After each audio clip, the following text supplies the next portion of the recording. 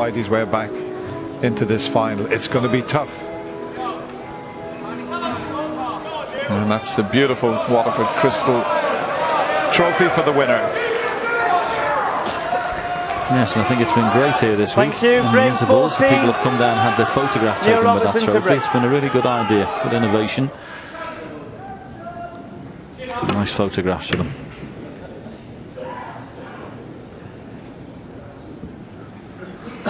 So Neil gets this frame underway.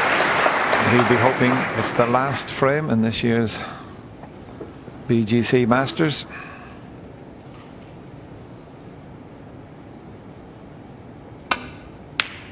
Well, just listen to the crowd.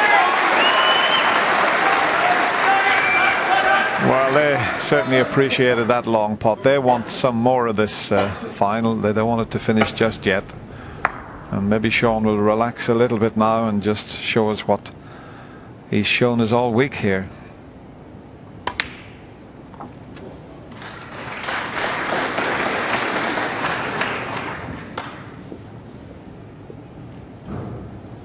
Six.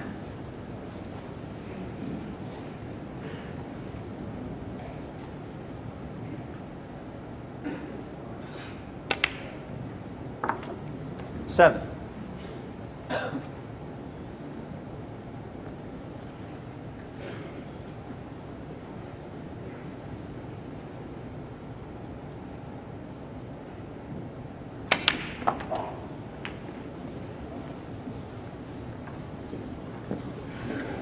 Needs to run that cue ball. Just 14. enough, I think.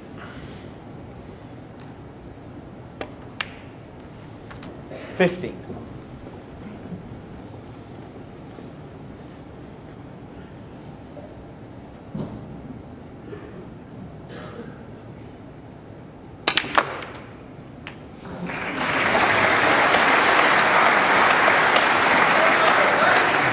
That's a pretty positive shot he's 22. played there.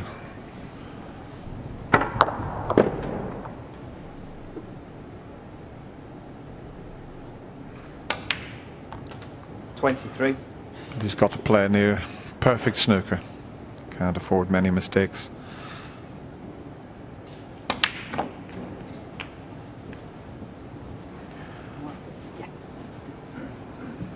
Didn't want the kiss there, but he's got that one 30. up near the green.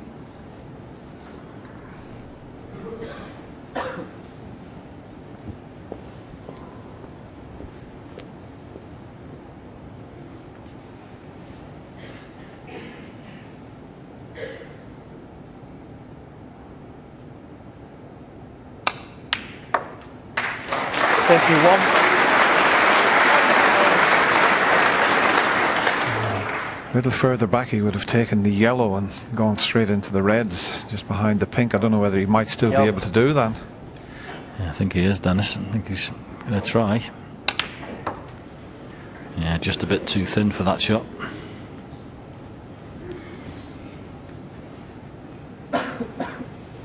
$33.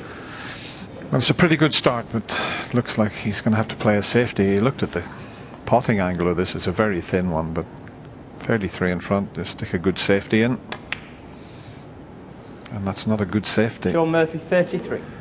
He should have been over behind the green or brown there.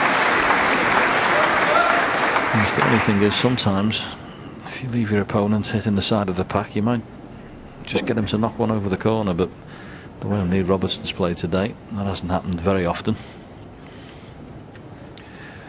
But Neil needs the reds open because he's 33 behind, so he'll risk opening the bunch and hope that he doesn't knock one over the pocket as long as he gets a good cue ball.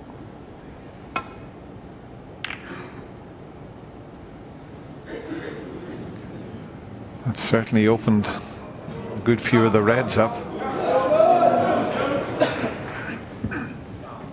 Now, has he nestled onto that yellow to prevent Shaun from getting to the reds down the left side of the table?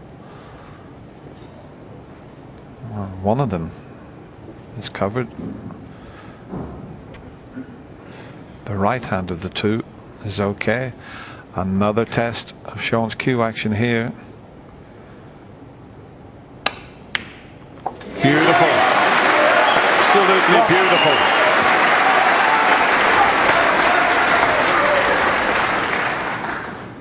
Can't hit them any better than that. No, that's 2 cracking pots in this frame already.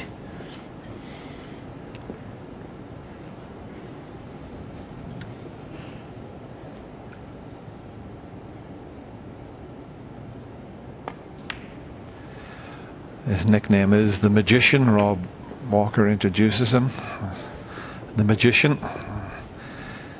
Can he weave a little bit of magic with that wand he's got in his hand? 8. He's on the march, that's for sure. He does march around the table when he gets going, Shaun. Yes, just wondering whether this is an attempt just to try and get himself into a better rhythm and try 50. and knock a few frames off quickly. And it 16. really is more or less desperation stakes at the minute. You can't afford a mistake, as you said, and he might just be deciding to play as quickly as he can and fluently as he can and see if that works.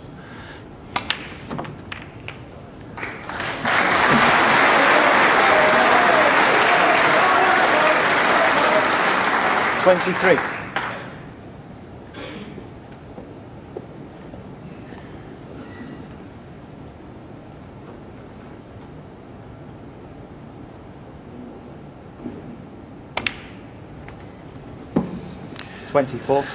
Yeah, your bit of pride kicks in when your back's against the wall. 9-4, you want to go out there and you want to show the audience what you can do, the people at home watching, and he's certainly doing that here. He's hitting the ball as well now as we've seen him in the whole of the match. 30. Yes, you can't put those couple of reds he's knocked in without 31. cueing really well. I just think that when it's come to the tactical and safety battles today, Neil Robertson's been the better player.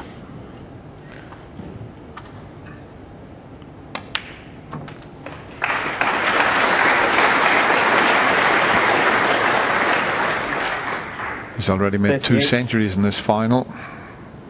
Shaun's had 1, and this could be his 39. second. Well, there's not enough on to make a century. Yeah.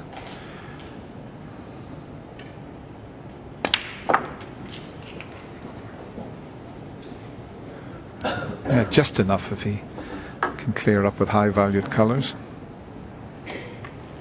45.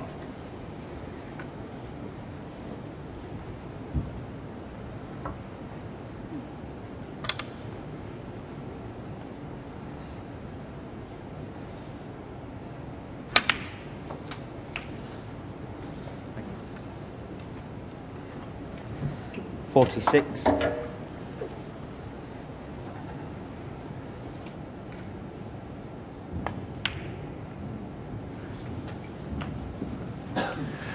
Oh, the little cannon hasn't worked out, so it'll have to be a double 52. to continue the break. May even play the plant into a double.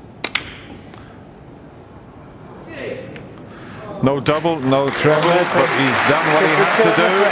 Shaun Murphy with breaks of 33 and 52 in quick fire time, pulls 1 frame back, but it's 9-5 to the Australian.